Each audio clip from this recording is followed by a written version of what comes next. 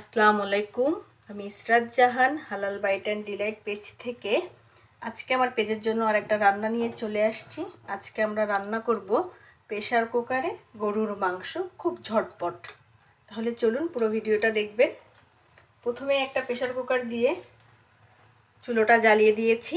এখন রান্নার তেল দিয়ে দিলাম পরিমাণ মতন।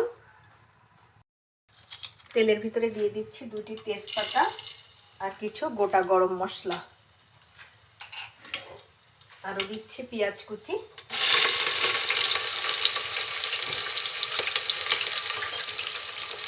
একটু নেড়ে নিব। এখন পেঁয়াজটা একটু লাল লাল করে দিয়ে দিচ্ছি রসুন বাটা 1.5 চামচ, আর দিব আদা বাটা 1.5 চামচ।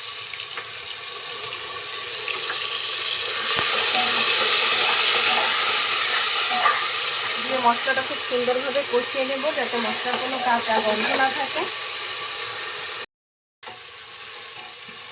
কিছুক্ষণ মশলাটা কষানোর পরে একটু পানি দিয়ে দিচ্ছি যাতে মশলাটা নিচে পুড়ে না যায়।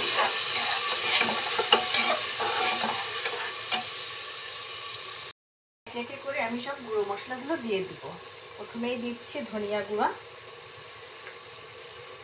1.5 চামচ, জিরার গুঁড়া 1 চামচ, ঝালের গুঁড়া 1 চামচ। ঝাল আপনারা যে যেমন খাবেন ঠিক ততটা ব্যবহার করবেন। আর দিচ্ছি লবণ পরিমাণ মতো।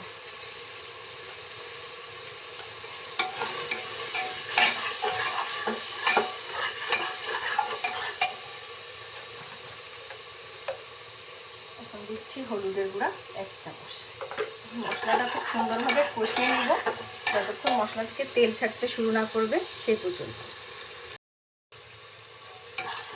মশলা যখন খুব সুন্দরভাবে কষানো হয়ে যাবে, এভাবে তেল ছাড়তে শুরু করবে, তখন আমি ধুয়ে রাখা মাংসগুলো দিয়ে দিব।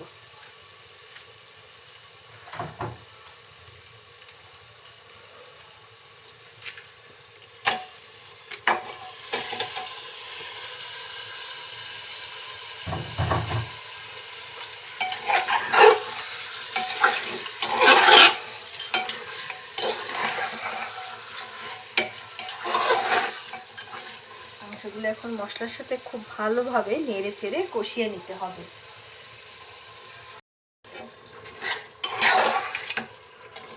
মাংসগুলো খুব সুন্দরভাবে নেড়ে চেড়ে এখন আমি কিছুক্ষণ ঢেকে দিব।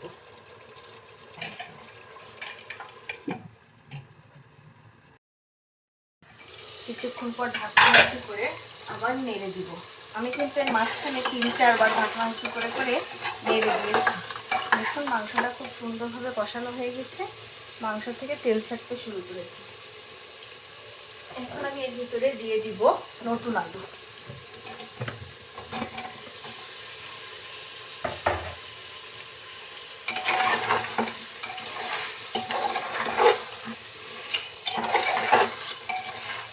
দিয়ে আলুর সাথে আরও কিছুক্ষণ কষাবো।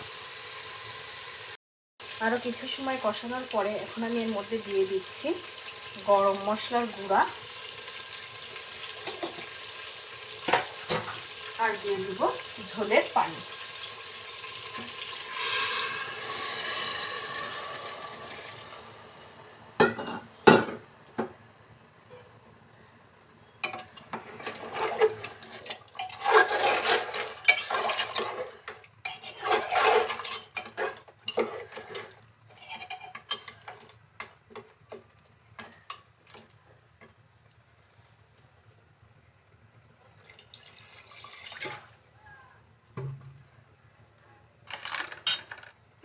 সব কিছু দিয়ে এখন আমি ঢাকনা লাগিয়ে 4টে হুইসেল দিয়ে দিই।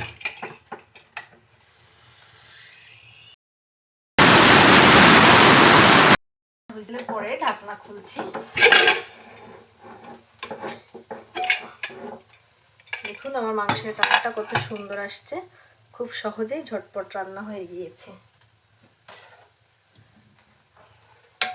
এখন রেডি হয়ে গেল লাল লাল ঝোল ঝোল গরুর মাংস। এই ভিডিওটা আপনাদের ভালো লেগে থাকলে অবশ্যই লাইক, কমেন্ট, শেয়ার করবেন, অনুরোধ রইল।